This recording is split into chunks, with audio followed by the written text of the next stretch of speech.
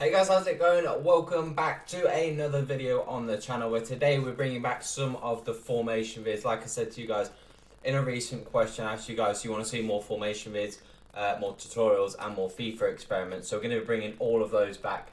And when Team of the Season begins, we're going to be doing a lot more streaming and probably less videos. So streaming is going to be more of a thing.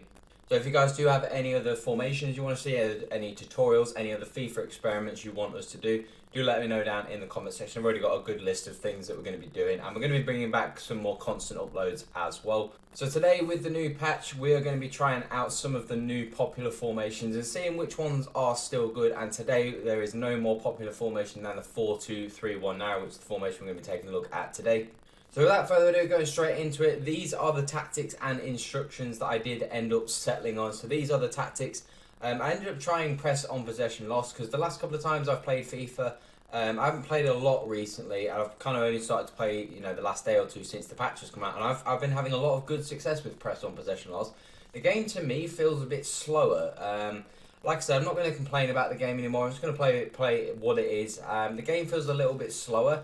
So I think playing on a press is quite good because, it allows you to get in the face of your opponents. It feels like it's a little bit more difficult in terms of, there seems to be a little bit more delay in passing. So I think playing on a press will be quite effective. And I've had really good success with that so far. Width and depth, for me personally, whether a patch comes out or not, I typically keep my my width and depth the same. I've tried a little bit on 6 depth actually, because we're going to get to that into the instructions, a little issue that I did have with this formation. So 5 or 6 is kind of what I like to go on. I mean, I typically like to keep it on 5, but I think 6 is a good depth.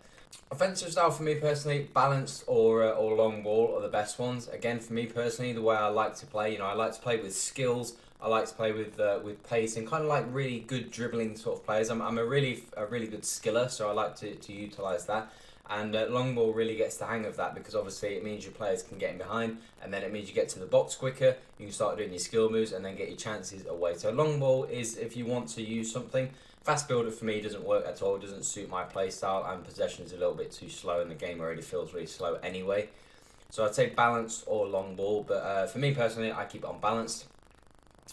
Again, width for me personally, 6 on offense. Again, I like the width. I like to have a little bit of width in my team and not too narrow. That's one of the key things about this formation that makes it so good.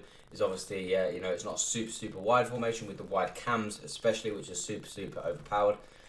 And then players in the box on 5, I don't like to change that too much because I like them to pay attention to instructions. And then corners and free kicks. Typically I don't like too many players in the box for corners because I don't want to get counter attacks. So I typically go on 1, and free kicks I typically tend to go short anyway. Now in terms of instructions, keeper as always comes across as sweeper keeper, pretty self-explanatory, especially the sweeper keeper. Again, the back 4, as always, for me personally, I like to have the back 4 on stay back while attacking. All of the defenders, including the fullbacks. For me personally, having a solid foundation is so key in whatever 4-back formation I play or 5-back formation. I always like to have my defense is always stay back while attacking. For me personally, I don't feel the need to go on balance because especially if you're someone who is a good attacker. If you're somebody who is a good attacker or a decent attacker, you can kind of get away with having less attackers up the pitch because you know how to kind of attack better, so you don't need as many bodies forwards. If you're someone that maybe struggles a little bit with attacking, maybe then I can see why you'd go on balance. But for me personally, I find defending is a lot more difficult in this game than attacking, so therefore I want to have more players back defending. So I feel like stay back while attacking just means everybody's in position. I'm not going to have any of my fullbacks out of position for a good switch of play or a good through ball to one of the opposers' wingers. The 2 CDMs we have got on man mark, stay back while attacking, and cover centre. Again, for me personally, I prefer man mark. I have been trying cut passing lanes.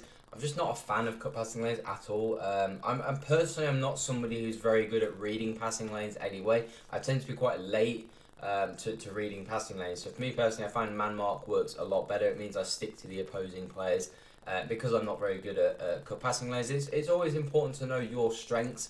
And I know that my strength is not on cut passing lanes and trying to inset passing lanes. So I don't try and force my play style to that. You try and play to your strengths, and man mark works well. Stay back while attacking, of course, because you want the 2 CDMs to sit in front of the back 4. Now the 2 wide cams I have got on get into the box, and that is it. Now the interesting thing I found with this formation, the first little difference I found with this formation, And you can see we have the depth on 6, and you can see that we don't have the wide cams on comeback on defence. I did find that the starting position of the 2 wide cams was a lot deeper than normal. You've seen in a few examples how deep how deep a starting position Mbappe and Messi have, and that's not something I really noticed before, and I noticed that quite quickly in this formation. I've not really changed the instructions too much, a little bit from what I used to use, but I found that their starting position was a lot deeper, which did make it a little bit more difficult to attack, because obviously you have to be then a little bit more patient in attacking, because you have to then wait for them to get up the field before you can kind of start your attacks. It still didn't really make too much difference, because I still scored plenty of goals, as you'll be able to see with some of the examples and whatnot.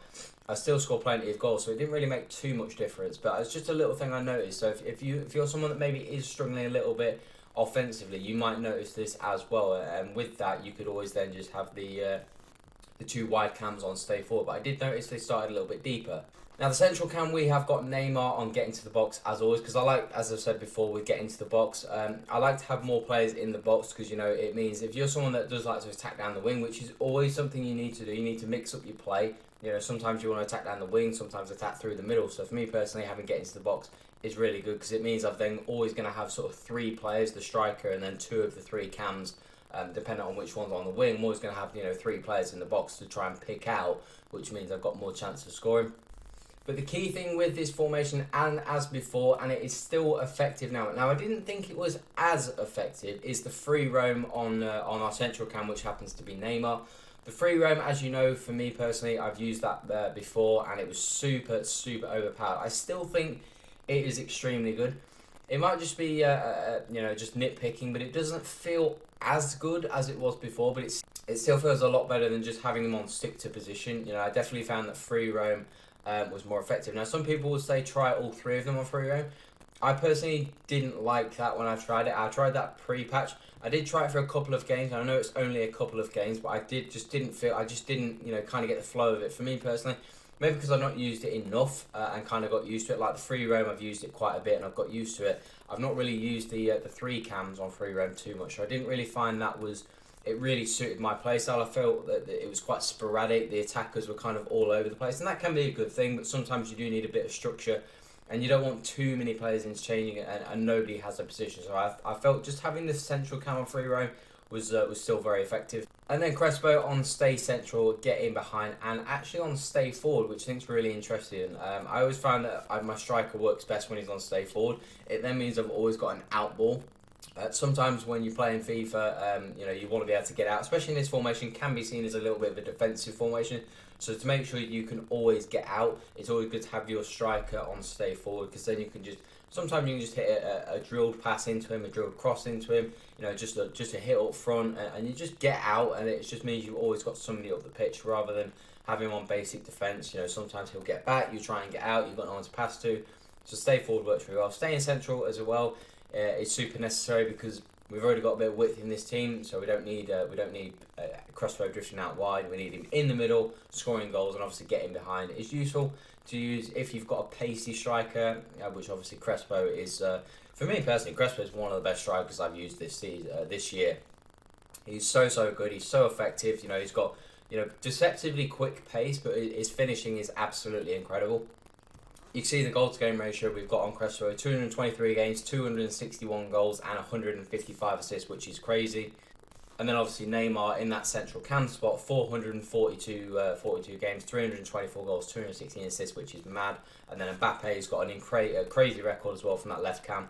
Messi not quite as good. I typically tend to attack down more that left hand side with Mbappe, but Messi's someone that I do tend to sub off as well because of his stamina. But overall, they are our tactics. So if you did enjoy this video, guys, and you do want to see more, but overall, I think this 4-2-3-1 was a pretty good formation. I don't think it was as good as it was pre-patch. I still think it is a pretty good formation. It's still going to be one of the most popular formations for sure.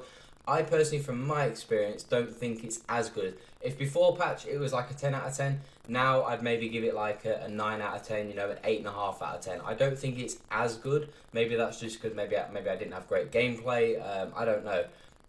But for me personally, I didn't think it was as good as it was before, but it is still for sure one of the best formations in the game. So we're going to be testing out some of the other formations. So if you do want to see those, do drop a thumbs up. Any other ideas for tutorials and FIFA experiments, do let me know in the comment section. But that is all for today, guys. Have an awesome day. I'm out.